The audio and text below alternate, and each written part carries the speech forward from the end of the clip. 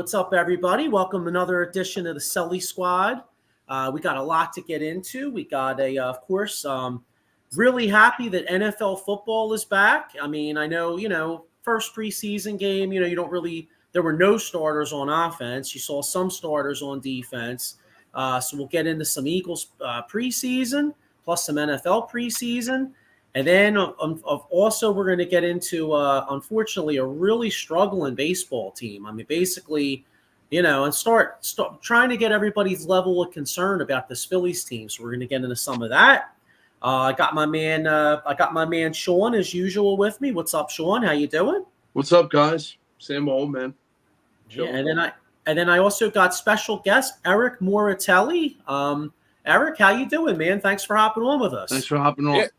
Thanks for having me, guys. I'm looking forward to it. I would say I'd be a little bit better if our baseball team wasn't in the place that it's in right now. But yeah, we'll see what happens.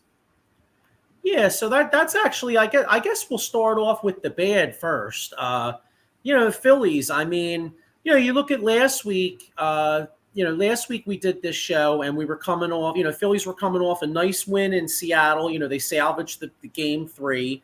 Wheeler had a big game. Then they went to LA and things started to look like they were looking up. I mean, they took 2 or 3 from the Dodgers. They won the first game in Arizona, and then boom, everything just went to absolute shit. I mean, Friday was Friday. You lose a walk-off game, and hey, that can happen. But Saturday and Sunday, like, not even competitive. Eric, I'll start with you, man. I mean, I know teams go through lulls in baseball. But, this team's like 5 or 6 games under 500 in kind of a big stretch. I mean, since the London trip, they're actually like 24 and 29 or something like that. I mean, what's your level of concern here? So for a while, it wasn't really that high. Like, I guess up until, the series in Arizona, like you said, every team's going to go through these ups and downs. Every team's going to have their lulls. And I was actually at the point where I'm like, you know what, maybe it's good. Get it out of the way now. I always feel that the hottest team is always the team that does the best in the postseason. You see it with other teams, right? Like the 08 Phillies, were they the best team that year? I don't know if it's arguable they weren't. Look at their pitching staff, but they were hot when they came in, so that they went the whole way. But after seeing you kind of got our hopes up with the 2 wins against the Dodgers and that win in the first game against the Diamondbacks. It's like, all right, maybe they're coming back, right? Things started clicking. They were getting situational hits. The starters were pitching well. The relievers were keeping them in games. And then all of a sudden it's like, okay, what happened to that team? And I don't know if it's like that for some reason they can't play in Arizona. We'll see what happens when they come back home. But it's starting to become a little bit more alarming. Just because it's like, okay, when are some of these guys going to get out of this funk? Like Stott really hasn't been around all season. Yeah. Marsh has been abysmal. So there's definitely some, I think, a little bit more concern now today than there was, say, this time last week. Yeah. I mean, and then the other thing is too, you look at the NL East standings and by the grace of God, the Braves and the Mets both are not playing that great. So they still have a 7.5 game lead, but let's keep it real. You want to be a top 2 seed. I mean, right now the Phillies are what, a game and a half up on Milwaukee, something like that. I know Phillies are 69 and 49. Well, Milwaukee's 67 and 50, and then you got the Dodgers 69 and 49 right there. So and then you got teams like Arizona and the Padres only like 3.5 back of you. So the bottom line is they're in real danger. They keep this up. Yeah, they may win the East, but, then you're a 3 seed. And I'll tell you what, I want no parts of a best-of-3 series against either a team like San Diego or Arizona here. I want no parts of that. No, you don't. Because they play great small ball. Look at what they did with us in the playoffs, But man, how about Nola just serving up meatballs like we were talking Sunday or Saturday night? I mean, it's ridiculous.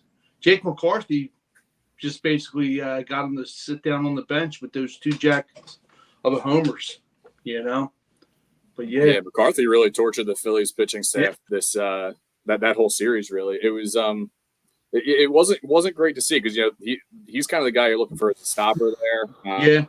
Sanchez struggled, who has had a really good season. So you're kind of like, all right, we're really relying on some guys who you didn't even really plan on having, in the major league rotation at any point this year. True. Now, hopefully, Rangers should be coming back somewhat soon.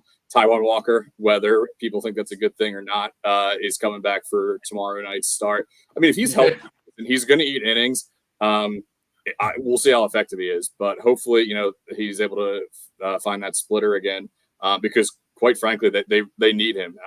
And if you told me on August 12th that I was saying that Taijuan Walker's return would be a key part to the rotation, I would say we're not in a great spot right now. So we'll see. But yeah, they the Diamondbacks had their way with the Phillies pitching staff. That's for sure. Yeah, and like you said, like the first half of the year, the pitching pretty much carried them. But now, that's actually what I'm really concerned about. Like, Sanchez, he pitched really. I mean, he had a great first half, but now the league's seeing him a little bit more. All of a sudden, he's not quite as effective. And Ranger, Ranger threw a lot of innings, more innings than he's ever thrown in the first half. And I have big concerns about because this team, I don't know what you guys think, but in my opinion, I think this team, Ranger could be the key to this team in the postseason. If you don't have a healthy Ranger, I don't think this team's going anywhere. I agree with that. The innings concern is definitely real. I think really the same thing could be said for Sanchez too. I mean, he's approaching his maximum innings too. So I wouldn't be surprised if if in another start or two, if he continues to struggle, we don't see him miss a start or two with a little IL stint somewhere down the road, just to keep these guys healthy. Because pitching is what wins championships in baseball. I mean, obviously you need guys to hit. But if a pitching staff shutting down the other offense, then it doesn't matter as much. So that's really where I'm kind of out with this whole thing. But I totally agree with you, Joe. I think Rangers' return and how effective he is when he comes back is going to be a huge hinging point for this Phillies rotation. Yeah, and Sean, you brought up Aaron Nola, and that's I'm glad they I want to get your guys' opinions on him because I'm glad they kept him because let's be honest, over the course of 162, Aaron Nola is a very effective pitcher because he gives you a lot of innings. He'll give you more quality starts than he won't. But don't you guys kind of and again, I know he's pitched a few good postseason games, but I don't know. I just feel like a lot of times in big spots, like when you need him, like Saturday night, I thought was a pretty big spot, and it feels like Nola comes up really small in a lot of those big spots. What do you guys think? Absolutely. I mean, like I said, he's like serving up meatballs. Is he that true number one, like we said last week on the show? Nah, he's like a 2 or 3, but we need to see that Aaron Nola that eats innings, is locked in on the strike zone and all this other stuff. But like you guys said, it's just been rough to watch this pitching staff, whether it's injuries or whatever the case may be. But another guy I'm looking forward to see come back, hopefully, is Spencer Turnbull. See how they use him. What are your thoughts? I think he's going to be a bullpen guy. I actually just saw a report today that they shut him down again for a couple of days. He reported some soreness. So it sounds like now he just faced another setback. So if he does come back, it probably won't be till the end of this month, beginning September. Wow. I don't see how they can build him up to be a starter again. Honestly, right now would be a time where they could use that extra starting depth. I just don't see the time to do it. But did you see they picked up a guy, with all those transaction moves, guys came up, guys got designated. They picked up a guy by the name of Nick Tyler from the Florida Marlins, and they said he's possibly a guy that they could see in the starting rotation. I don't know if you guys seen that.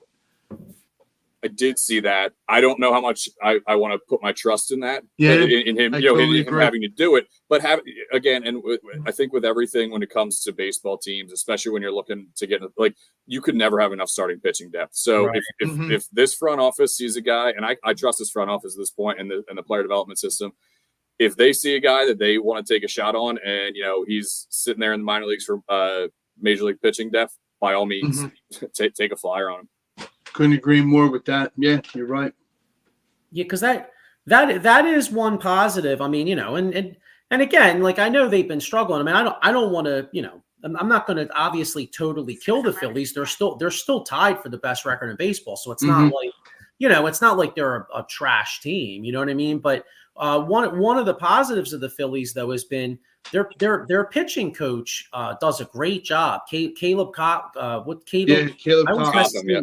There you go. Yeah. I mean, just the way he seemed to get a lot out of these guys, like, the Christopher Sanchez was not a top prospect. And I know he struggled a couple times out, but he's over exceeded his expectations, and then you got, he's found his niche. Yeah, you're right. You got a guy like Hoffman I mean, I know he's struggling recently, but he made the All-Star team, Strom. I mean, So for the Phillies, it does make sense to take chances on guys that have decent arms, and then let the pitching coach work with them, and see if maybe you can get something out of them. Yeah, absolutely. Cotham and then his assistant pitching coach Brian Kaplan, I think, are like two of the unsung heroes of this baseball team. What they've done with this pitching staff, the bullpen in particular, has been incredible. I mean, I know right now the pitching staff's going through a bit of a rough patch, but every team's going to. And if you look, though, a lot of these guys are just kind of regressing a little bit back toward the mean, right? I mean, like, Suarez is a good pitcher. Don't get me wrong, but when he was sitting there pitching with a 1.8 ERA for the first 2 or 3 months of the season, like that's unrealistic, right? He's going to probably be somewhere in the mid threes. Sanchez, same thing. So I'm not necessarily out on it. I think these guys are just going to kind of fall back to what their general averages are here.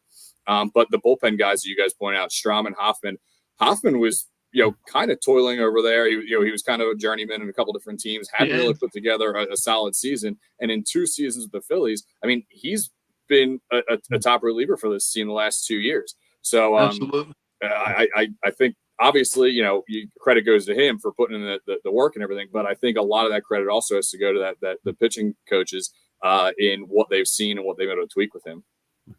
Yeah, and I'll tell you one guy. Hopefully they could get going is Alvarado, because I mean that's another key. I mean, how big the last 2 Octobers was Alvarado, and now he's hit a rough patch. Like it's you look. I mean.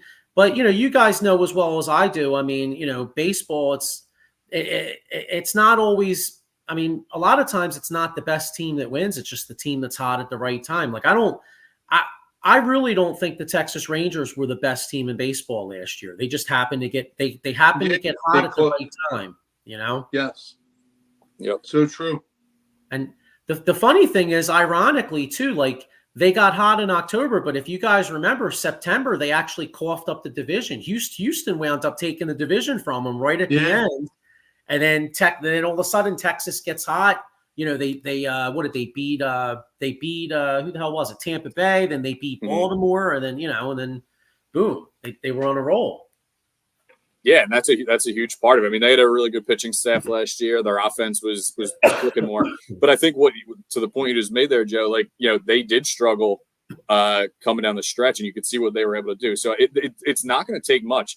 Again, I don't want to completely trash this team, because, like you said, they're not a bad team. They're going through a funk right now. It's just the problem is, it seems like, and it's been the same thing. It was the same thing last year. When these guys are going through a funk, it's not like, okay, Turner's off right now, but everyone else is still hitting. It's like, no, you have 6 guys slumping right now and can't get a hit. Or it's like, okay, now all of a sudden, all of the pitchers are starting to get tired or get hurt. It's just like, it seems like when everything starts to go bad, it kind of all happens at once. So all it really takes to me is a couple little things to click here. And I really think this upcoming homestand is a good chance for them to kind of correct things, because they're going to be playing 2 teams that aren't great.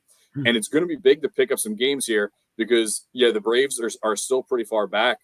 But we have, I think, we have 6 or 7 games coming up against them in the next few weeks here. So we want to build on that for the NL East. But to the point you said earlier, you don't want to go in as the third seed into the playoffs here. You want that 1 or 2. So this is their chance to pick up ground, get things right, get some confidence back, and kind of get the ball rolling again.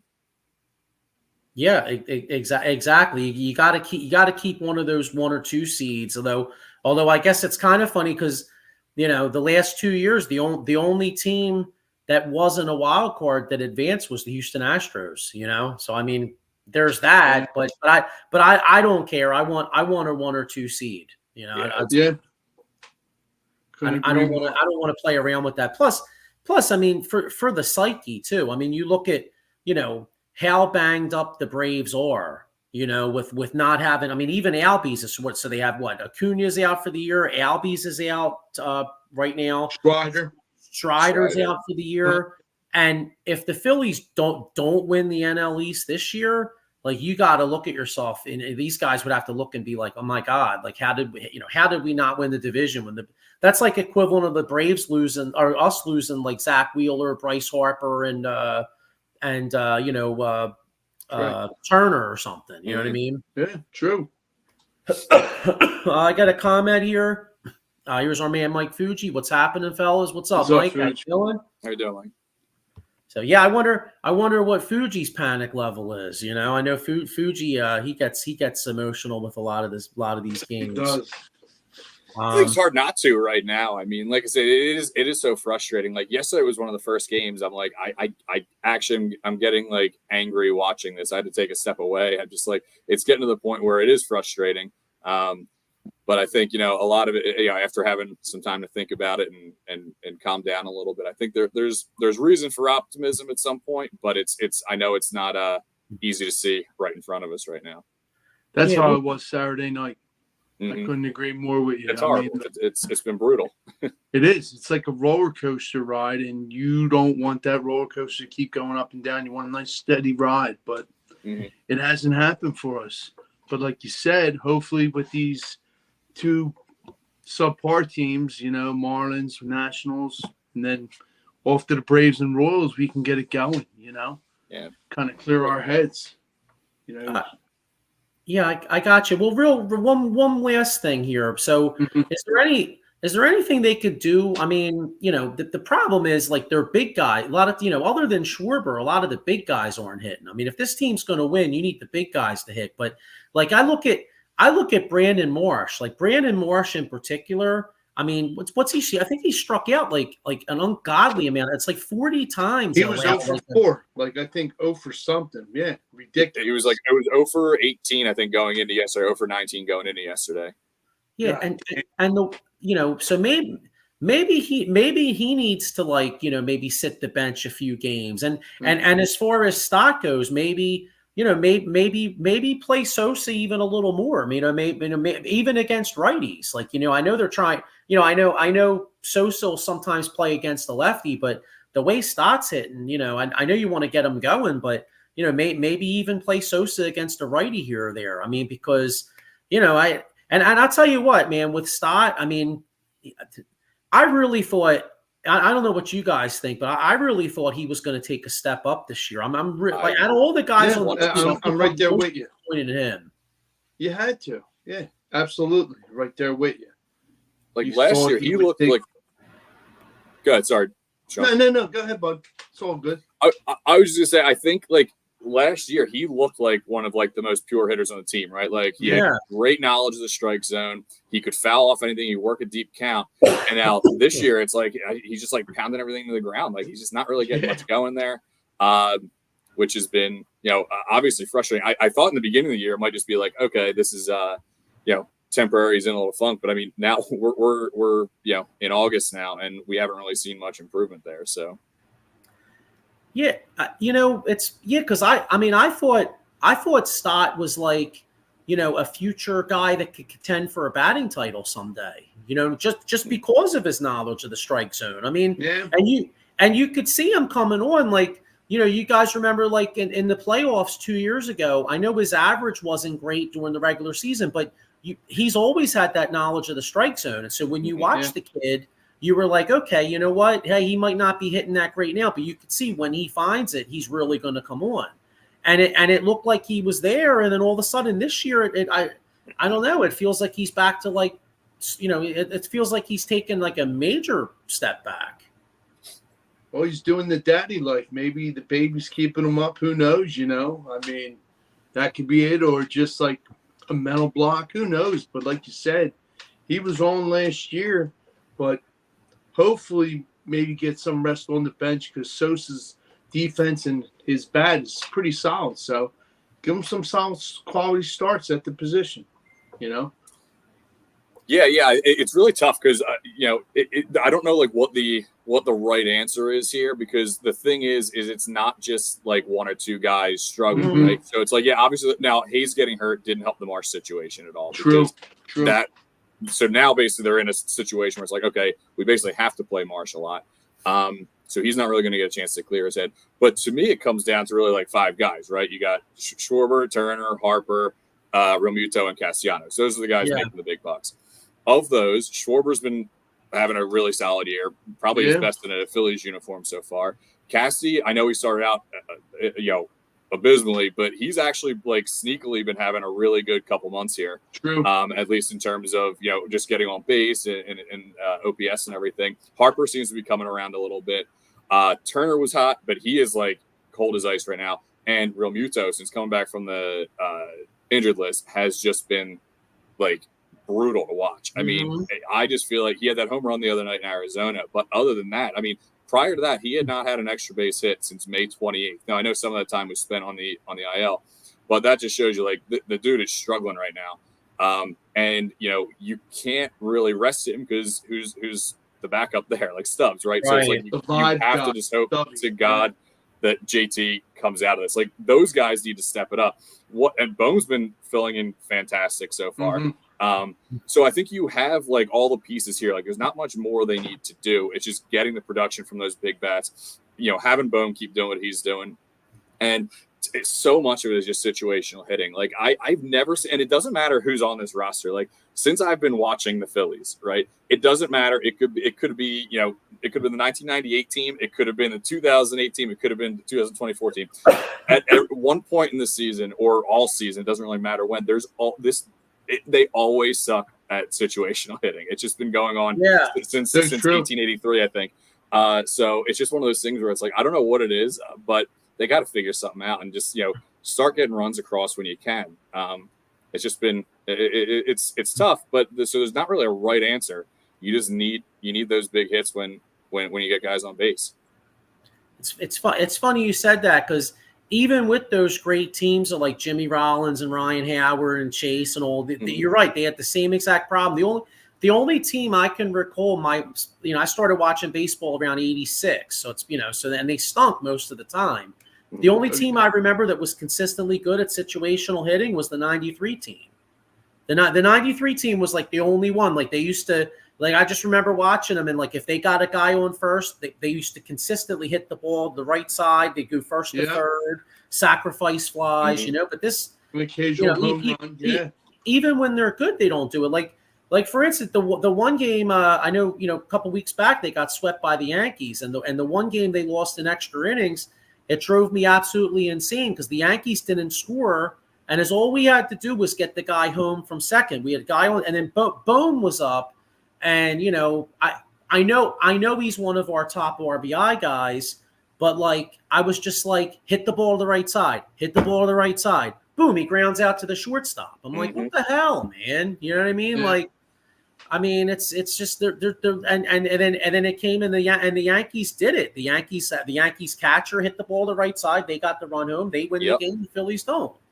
Yep. And you guys know in baseball, man, it's the little things. When you get in October, most of these games are decided by like one run. Every run matters. Yep. Yeah, actually, I mean, it could be one pitch. Most of the time. And when you're consistently not doing this stuff, you're taking the L. Yeah. All right. Well, before we move on to the Eagles, let's look at So this week, what do they got? They got what, 3 with Florida? Yes. And what is it? 3 with Washington or 4 with? Hang on, Is let me it look. 3 or 4? I think it might be one of those weird series that stretched to Monday. Yeah, I think. Or is it? Yeah. Here, hang on. No, I'll pull it up right here. It's okay. No, it's 3. Yeah, it's a 2-game series against Miami, and then 4 against Washington. Oh, that's what it is. Yeah, that's right. Okay. I knew it was something weird. I couldn't think of what it was. All right, so 2 with Miami, 4 with Washington. So by the time we're doing this show next Monday, out of those 6, what's the Phillies' record? Are they turning this around? Is it a 5-1 piece? Or Eric, I'll ask you. What do you think? What do you think they do? Is this a good homestand? I think it's a bounce back. I don't know if I'm going to go 4-2. Okay. I hope I'm wrong. I hope it's 5-1. I hope it's 6-0. But 4-2. I think is kind of like a step in the right direction. But again, there's just like there's right now. There's so many things that I'm just like not confident in, and I don't know. I'm going to go 4-2. Okay. How about you, Sean? What do you think, bro? I'm going to go out there and say 5-1. Wow. Okay, you're putting the balls on the table here. I like it. All right. Let's go. I'm actually going with Eric here. I think I would love to say 5-1 or 6-0, but unfortunately, as bad as the Marlins are, and Christ, they sold like everybody. They're actually not playing that terrible. They're like 4-6 in their last 10, and the Nationals 5-5 in their last 10. And I don't know. Doesn't it seem like? I mean, well, I know we kicked the Nationals' ass the last few years, so maybe that, but it seems like that could be a spot where they step up and catch us one. You know what I mean? Yeah, I think they're sneakier than they're not good by any means, but I think they're better than what I thought they were going to be going this year. They're getting some production from some guys that I wasn't necessarily expecting. And so I could see them sneaking. And plus, sweeping a 4-game series is it's really tough to do. I mean, you could still be the best team in baseball, and it's really hard to beat a team 4 times in a row. So I'd like for them to do it, obviously. But if they drop one there, they drop one there. I'm more concerned about Miami because it is a 2-game series. They're toward the bottom of the National League, but they do have a couple guys. Like their pitching kind of sinks, but Jake Berger's been on a tear right now. He's hitting home runs like left and right, and this guy Xavier Edwards. Xavier, he has been like. I got him in fantasy. I picked him up. I swiped him up too. Man. He is like he gets at least a hit, at least a run, and at least a stolen base every single game. It's like yesterday. Yeah, he's been on fire. So there's again, they're not good, but I think they're like one of the and the Marlins are always annoying for the Phillies, right? Like for some reason they always are a little pests, and they always find a way to to make games more difficult than they need to be. So I think it would be really nice to take both games against Miami, and like I said, and at least 2-3 against Washington, and then get ready to head to Atlanta. Yeah, ironically, I feel like it was the Marlins that kind of started our little bit of a downturn. I think we played the Marlins literally right before they went to London, or right around the time of London, and that was the game. I think the Phillies were up 3-0, and they blew it with Wheeler, and then Harper got hurt that game or something like that. I don't remember exactly what it was. I just remember specifically the Marlins being that little. They're like a little gnat. You think they stink, and then next thing you know, they step up and they beat you. You know what I mean? Well, they lost Josh Bell, and he just went to a different team to beat us now. So it's just like, I know. I was like, of course he's gonna keep hitting against us. I'm like, honestly, they should have signed him just to make sure no other team did, because I can't stand playing that guy. Yeah, he's a solid player, man. He hits for a cycle. He's an all around good ball player. He was good. He's a Hall of Famer against the Phillies, but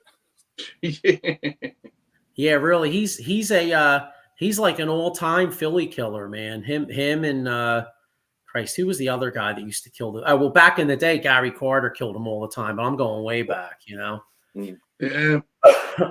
But all right, well, you know what? Hey, I mean, that's the Phillies thing, but let's keep it real, man. I mean, I love my baseball, but we're entering. I know mine and Sean's favorite time of year. NFL's coming up, man. So the Eagles had their first preseason game Friday. I don't know that first preseason game. I can't take too much out of it. I mean, No. I think the guy Quinyon Mitchell looked good when he was in there. I think the running back Will Shipley, baby. Shipley looked pretty good. What was any of your takeaways from the Eagles, Eric? Like, what did you happen to see any of the game at all? Or yeah, I did watch some of it. It actually worked out because the Phillies had a late game that night. Now, I'm kind of the opposite. I'm more baseball heavy, but obviously love my birds and everything. But right. until week one starts, I'm definitely more Phillies centric. But anyway, I did get to see some of it. And like you said, the first preseason game is always so tough to tell. You don't really know who's going to be playing, who's not. But I think there were a couple of things, like you said, like Shipley was good. I did like Trotter; he looked good. Yeah. Yes. I think what do you have? He had like five tackles, I think. Yes. Like that. Mm-hmm. Another guy who I thought took a nice step. Nolan Smith looked really fast off the edge. That was he had that one sack, which was kind of cool to see. But other than that, I mean, there was a lot of penalties. I guess that's something you got to work out as and that's why you play these games, right? I don't know what's your guys' take on starters playing. I know it's been a big topic of conversation, but what's your take on that? I want them to play, to get in that football mode, kind of like baseball with hitting, but just play like maybe one or two good series. Get the field, get to hitting the pads, running the ball, some contact. Last year we didn't do that, Like, I'm old school. Just get do it. Get a good hit. Know what it feels like. Not, okay, you're going to sit the whole game and just critique the game and hold the clipboard. Nah, you got to get in there and get dirty, man. Mm-hmm. Yeah, see, it's funny because like I would. It's one of those things where I'd like the starters to get like one series maybe, just to get a feel. But then by the same token, it's really hard for me to argue what Sirianni's done because if you look, the Eagles have the best record in the National Football League in September and October the last 2 years. I mean, they only have in the last 2 years they only have one loss and one.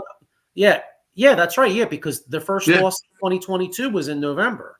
So so it's hard. It's hard for me to argue with results. You know what I'm saying? True.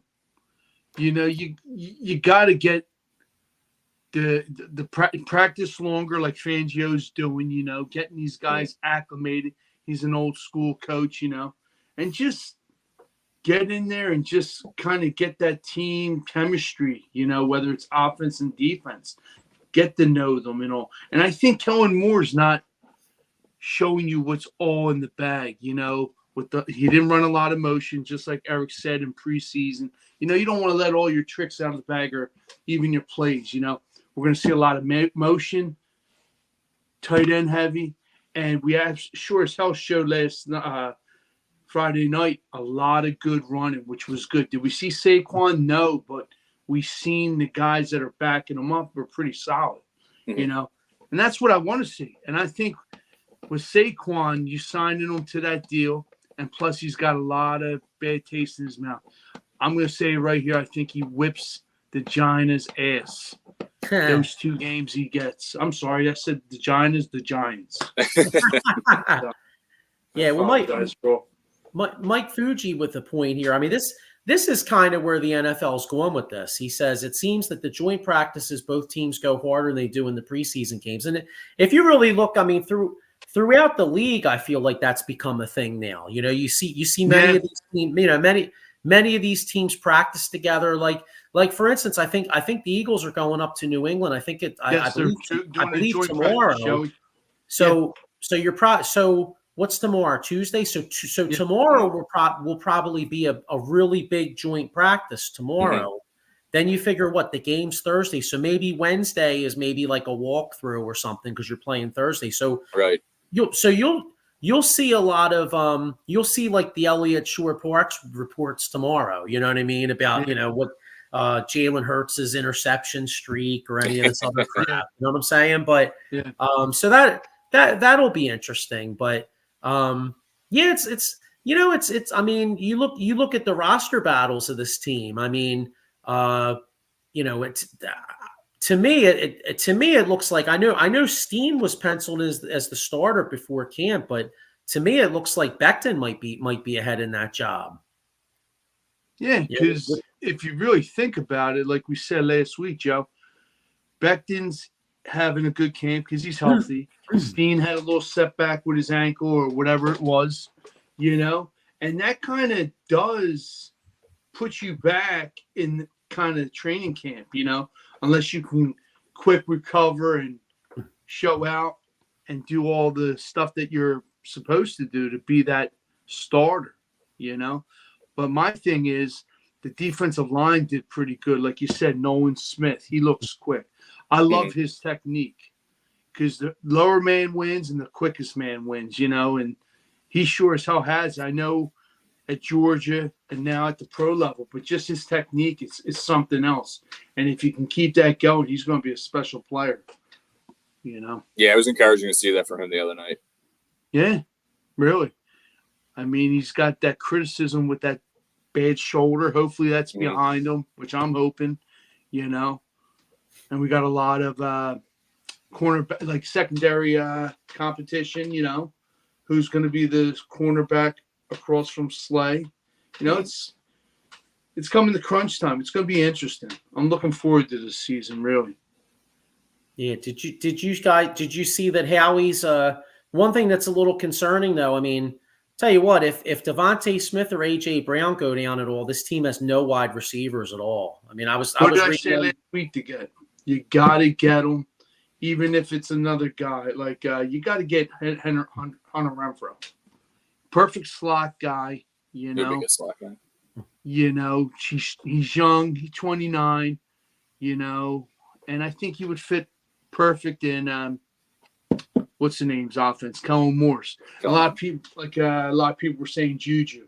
Juju's good, but he has that what's the name? That character issue kind of thing, Yeah.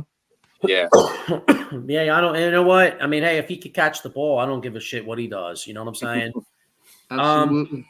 Yeah, Mike Fuji here. He says no more 2-a-day practices. Players getting injured all the time when the season starts. That's true. I'll tell you what. When I think of injuries, man, the first guy I think of is my man Jason Fine, aka Attorney Big Al. He, if you slip and fall on the job, or workers' compensation or personal injury claim, make sure you call my man. He'll get you paid. Now, obviously, pro football players don't need to call him, but hey, he'll get the regular man paid. You know what I'm saying?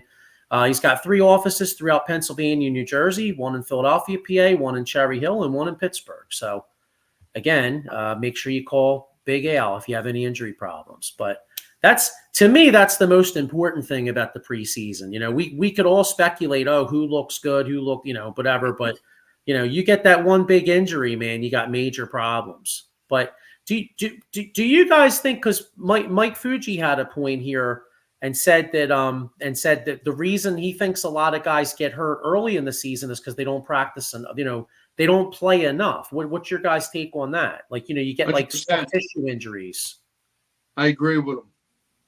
I'll let you guys give your thoughts. Yeah, I think that's definitely part of it too, right? I mean, like you have to go through the repetitions. Yeah. And if you don't, right, you're setting yourself up for that. Now, I do get trying to protect players, right? And it's been a lot of that, as we said earlier. And it's kind of worked in recent years here with Sirianni, and not playing the starters that much in preseason games, or maybe the 2-a-days or whatever. But I mean, health is paramount, but it's a matter of, I guess, trying to balance, like how much do you push, how much do you give rest? And I don't know if there's necessarily a right answer for that. Just kind of like each player is different, but you got to figure that the more reps you get with something, the healthier you're going to end up being. Yeah. Gotcha. If you look at now with sports recovery, it's amazing. Like look at Terrell Owens. You got the hyperbaric chamber. You got the sauna, the cryotherapy. I mean, you got everything, like you said, at your hands, to benefit, to kind of give you that edge to be in tip-top shape. And also, you don't go on the field saying, I think I'm going to get hurt. No, that's not how it goes. You just have to have, like you said, that right mindset and just go at it. But,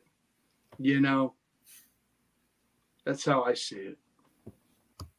Yeah. And then, what do you, I was saying about the wide receivers though. Like, what do you guys do? I mean, you mentioned Hunter Renfrow. Is there, how about, is there, do you think that could be a position where Howie actually makes a trade, where we see Howie make a deal? Possibly, but who for you guys, who fits this offense of Kelvin Morse? Like, that could be a surprise cut or even like a trade guy, like realistically. Because you got your Robert Woods out there, you got Juju Schuster, Renfrow. Yeah, I'm trying to think who else is out there right now. There was something I think I sent it to you, Joey, like, because it was with that Ayuk supposedly getting traded or not going to get traded, but they broke down a whole list of guys. You got Corey Davis. That's another guy off the top of my head. But, who's the guy in Cincinnati? T. Higgins with the contract? T. Higgins, yeah. I wouldn't mind. I mean, Joe will say the same thing. You're going to have to give to get, And we have the ammo, first round picks and stuff like that. If it takes to get that kind of player who's unhappy, it's like a win-win situation. You know what I mean? And Higgins can play. Yes, he can. Yeah. And I think playing here, change the scenery and what this team is and what it brings. He'll do big things, man. I think it'll actually perk up this offense even better. Devontae, AJ, him. Adding any other weapon is just like it just takes pressure off those guys and takes defenders off them and everything like that. So one more guy to have to worry about. Anyone that they add, I mean, whether it's him or even one of those other guys you mentioned, you just need like someone who has, I think, some sort of like experience in there, right? Because like you guys were saying, if one of those guys goes down or misses any time, the receiving core is in some trouble. Oh, absolutely. It's like Joey said, the anchor of the ship, it's slowly going down. And I'm hoping we see from what I'm reading and seeing, what we all are seeing, I want to see 2022 Jalen Hurts. I think he has a little bit of bad taste in his mouth, and then constantly always hearing the chirping of him and Sirianni. He just wants to put that behind him and show the naysayers, I'm the real deal. And he is the real athlete, But I just hope he brings 2022 Jalen. That's what I'm hoping for. Yeah, I think so much of the season hinges on that. Yeah. Well, they say he looks great in training camp. I mean, for what it's worth, I was trying to find. I saw it earlier that there was a rumor where Howie was talking to the Texans about a receiver. Was it Robert Woods by chance? No. His last name began with an A. It was like began with an A, but I couldn't find it. But I mean, well, I guess he'll probably give it another week or two because, he'll see if Britton Covey could win the slot job, because that's the one thing. They say Covey looks pretty decent in the slot, but the question is, can he be the full-time guy? And what's hurt the Eagles is like, I really don't think John Ross showed much on Friday, and Paris Campbell's hurt. And then, and the kid Johnny Wilson, he's young and he's got some potential, but he needs to bulk up, baby. Yeah. What's he, a 6th round draft pick? You can't There we go. Yeah. Fuji's got the name right here. John Mechie from Houston. Alabama wide receiver. Yeah. Supposedly Howie was talking. Well, Howie's always been enamored with him. I think he wanted to draft him. Yeah. But we didn't, obviously. Because you got Nico Collins, Tank Dell, and crybaby Stephon Diggs up there. He ain't getting the ball in preseason. Suck it up, dude. Like, yeah, but he could get it here. I just don't get it, dude. Ball here. Exactly. But, he's one of those guys. But, yeah, first and foremost, I love to see T. Higgins. But that's just – is it a dream? Yeah. So. Yeah. I hear you. Well, we'll see what happens. I mean, hey, we got a few weeks left, so but anyway, yeah, it's there's always stuff to talk about here in Philly sports. But Eric, I just want to thank you for hopping on with us. Man.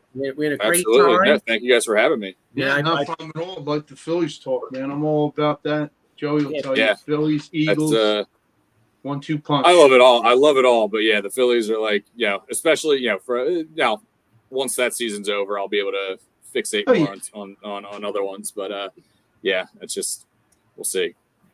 Yeah, well, listen. Well, where could the people check you out? So for Phillies work, I write for a fan-sided site. That ball's out of here. My Twitter handle's there, so I always post things, any articles on there.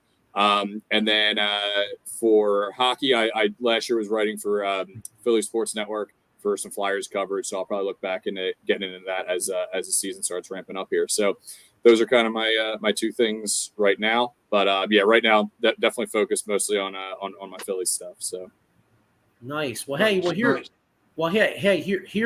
hoping we're celebrating a nice long October run. And then, and then hockey season, maybe we'll get on and talk about some Michkov. You know what I'm saying? Yeah, let's see how that pans out. That it's at least something exciting. The last couple of years for the Flyers, it's kind of been like, what are they looking to do here? So he's here earlier than expected. It gives Flyers fans something to look forward to at least. Absolutely. Oh yeah, definitely. Hey, I'm more excited about the Flyers this year than I've been in a long time. And I don't expect them to necessarily, obviously they're still in the rebuilding process, right? But just to, watch Michkov play, and then of course you have Forrester, you got Tippett. Mm-hmm. I mean, they got some nice young pieces on this team. Lots of guys. It should be interesting to see how they develop. Yeah. Expectations should definitely be tempered, I think. But I think in the next 2 years or so, we're maybe looking at playoff hockey again in Philadelphia. So we'll see. That'd be nice, man. It's so much fun. Baseball is my favorite, but playoff hockey is it's tough to compete with. It's playoff hockey. It's different. I'm the same way. It's better than the regular season. No, absolutely. It is funny you said that because I love listen, I think I love all four majors, almost equal. I mean, because one day I can make the argument. I mean, I've always said football's probably 1, baseball's like 1A, but I love the Sixers too. You know what I mean? Right. So it's like, but I will say that I feel like out of all four sports, the playoffs are better in baseball and hockey than any other sport. You know what I mean? Like NHL playoffs. Tremendous, and then of course October. I mean, October. It's like you're at the edge of your seat with every. Damn right, man. It's euphoric. Like I honestly, I'm after those last 2 postseason runs. Like I was actually tired. Like my mood changed once Phillies baseball was over. Like I'm like, now what do I do? Like I just spent so much time and emotion and energy into watching those. So hopefully it ends with a success story this year. They better watch that damn video of the Diamondbacks playing small ball because that just pissed me off because I think me and Joey went out for one game. And it's just seeing them hit the ball over the infielders, a pop-up, advancing, a home run. And we're just trying to play smash ball. No, you can't do that. And I hope Rob Thompson plays that and it leaves a bad taste in their mouth to move forward and be in the World Series, which it should have been, not the Diamondbacks. So let's go Fightins. Yeah, let's go. All right. Hey, Eric. Hey, thanks a lot again, man. We'll talk soon. Yep. Thank you, guys. Take it easy. You're welcome. Go Phils, go Birds. Yeah, man. Yep. Say it. Yeah, it was a good time, man. But yeah, man, it's that's interesting. He writes for the Flyers because I'm actually. I mean, I don't want to talk about them yet, obviously, because it's kind of too soon. Yeah. But but yeah, before we wrap up out of here, I got a couple questions here. Mike Fuji had a because I want to kind of get in the league a little bit. What's your take on this Hassan Reddick thing, dude? Like, there's more to it, dude. Like, you sent me something. I mean, why don't you want to play for the Jets? I think it has something. Maybe Salah rubbed him the wrong way or said something to him, because I remember something. No, it's the money. Okay, dude. I mean, then trade his ass. That's all I could say. Paul Spencer says NFL. I got a comment here. Mickey Delaney says, "Hi, guy. Hey, hi, guys. Hey, what's up, Mickey? How you doing? Thanks for checking us out." Yep, thanks. I mean, if anything, I like when I seen all the stuff and how you bring it up now with Hassan Reddick. Okay, he gets traded. Who does he get traded to? And does he get traded? They're not. So I saw they came out. They said they're not going to trade him. And if you really think about it, if you're the Jets, you can't trade him. I mean, you're going to look like the biggest assholes in the league. I mean, you're Jets look traded, like a coward. Yeah, you know what I mean. You coddled up. Yeah, I mean, the Jets traded a 3rd-round pick to get him. Now he hasn't even shown up. If they go and try to trade him, what are they going to get? A 5 or a 6? And there's no team in the league that's going to trade a high pick for him. You know what I'm saying? So can you imagine if you're the Jets, you trade a 3rd-rounder for a dude that never even played, and then you get a 5th back? You look like a real jerk off. Like if you were the Jets, you're almost better off. You basically say, all right, dog, listen, man, you could either show up and play, or your bitch ass is going to be fined all year long, and you can go fuck yourself. Pardon my French, but that's how. I mean, obviously you're not going to say it in those words, but like, if I'm running an NFL team and I got a player telling me that, because the bottom line is he could sit out all year and the Jets still have his rights next year. Yeah, that's what I see happening. You know what I'm saying? Paul Spencer with a comment. He says NFL is becoming like college transfer portal players demanding trades. They're not going to trade him. No, they are not. Mike Fuji says, you would think being fined every day during camp, Reddick would get his ass in camp. You know what I think happens? What? He either shows up for the first game, or he misses the first game, pulls a Chris Jones. Remember Chris Jones from Kansas City missed the Lions game, and then he came in and played? Yeah. So maybe he pulls a Chris Jones, comes in there in like week 2. The Jets maybe give him some sort of extra incentives or some bullshit, and then he goes in there and plays, because ultimately he's got literally no leverage. Hassan Reddick has no leverage at all. He either plays. Yeah, he thinks he does. He's in that little world of his. You're right. But so I didn't watch a ton of preseason football, but anything, I'll tell you. You know what stuck out to me though? I mean, I only saw some highlights. Caleb Williams, man. I mean, some of those. You see some of the throws that kid was making. Yeah. Caleb Williams was making like Pat Mahomes type throws, man. That kid's got not only a hell of an arm, but he was putting that joint like right on the money, dude. Did you happen to see any of that shit? Yeah, I've seen the highlights. Did you see the pretty little purses he has? He has a purse like my wife. Yeah, but you know what though? I know. Yeah, I know. I hear you, brother. Believe me, but like I'll tell you what. Chicago Bears haven't had a quarterback since what? Sid Luckman in like 19. Yeah, my buddy Jay is a diehard Bears fan, and he's enamored and excited. They're going to be good. I mean, they may not be ready this year, but they'll give people a fight. You're right. I'll tell you, man. Jay Miller. they're going to be good, bro. Yeah. I mean, if this kid can play, they're going to be good. If I'm a Chicago Bears fan, man, I'm You're more excited. excited than I've been in a long time. Exactly. I'll tell you another guy that stuck out to me a little bit. The kid in Washington, the second pick overall. Jalen Daniels, man. Yeah, that one series with the Jets. Holy shit. Yeah. That's another team, that Washington Commanders, man. That's another team that that I don't think they're necessarily ready like this particular year. No. But if that kid can play, watch out, dude, because you know how this league is, man. You get the young quarterback. Like look at the Houston Texans, bro. Like 2 years ago. 2 years ago, the Texans suck balls. They go out and get C.J. Stroud. He's the real deal. All of a sudden, they have all this young talent. They get a young, exciting coach in D'Amico Ryans, who I love D'Amico Ryans as a coach. I love his So he brings out the best in you. Just when you think you're down, he can motivate you, gets you that one rap. That what I mean. Yeah, couldn't agree more. Everyone, I remember somebody was talking about him when he got the job, like a couple former like Eagles, like people that worked in the organization or whoever it was, and they all just said that like when D'Amico Ryans was here, like everybody kind of thought like, man, this guy's like a future coach. Like the guy's just like a how do you say it? What's the word? Like they were saying like he's like the guy that's like a leader of men. You know what I'm saying? Like he's got that. Yeah. I know what you're saying.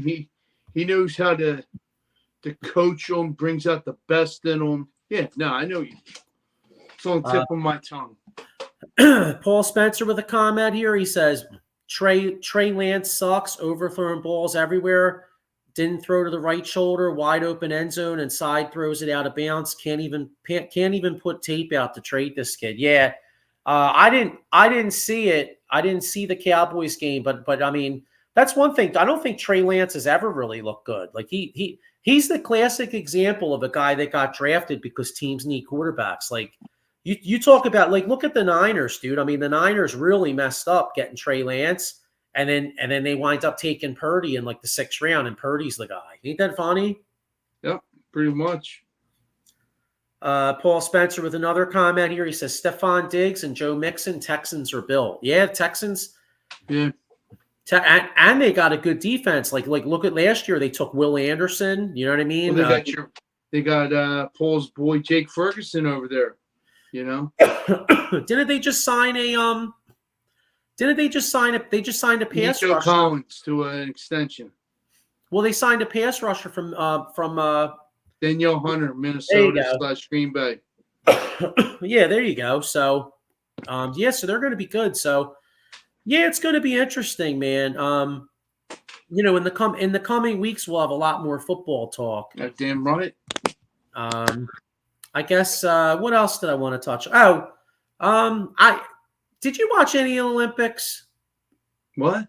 Did you see any of the Olympics? Like, did you see any of the basketball game or anything? The basketball game Friday, against Serbia, like the end where they won 95-93, and that's about it. Yeah, and how Steph Curry just took it upon himself to close out the game. Yeah, and you got the porcelain doll instead of playing center, which irks me like tomorrow. Like I always said to you, his big ass is at the 3-point line.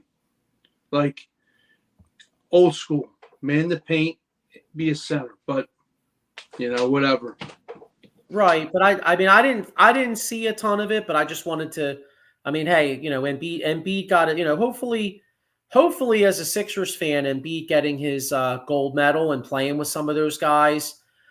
Kind of, like playing with the Steph and playing with the LeBron. Hopefully, maybe it rubs Durant, off. yeah. Because all those guys are great pros, and hey, Team USA was certainly tested. I mean, that they were what were they? They were down like 18 to Serbia at one point. Yes, they were. And then as soon as I turned them on, threes, blocks, and rebounds. I mean, yeah. Yeah, Steph Bogdanovic or whoever, and Jokic. They're the only two. Other than that, you didn't see anything. Yeah. So shout out to Embiid for getting his gold. Let's hope that he gets His due. Right, and also let's hope that he Stay finally healthy. gets a playoff run. Fuji says football the best time of year. Totally agree. And then one last Olympic comment here. Paul Spencer says women's game was crazy. Yeah, that was. France player last second shot was an inch from being a 3 to tie the game and came up one short as time expired. I did see the very end of that. That was interesting. 66 to 67. Yep. Wow. Yeah. So, but anyway, let's get ready to wrap up here. Yeah, man. We'll be back next week. Go Phils. Go Birds. Go Phils, go Birds. And thanks everybody for checking us out. Thanks to Eric for hopping on, and we'll see you all next week. See you guys next Monday. Hopefully it's a winning week. Yeah, man. All right, have a good one. Go Fightins.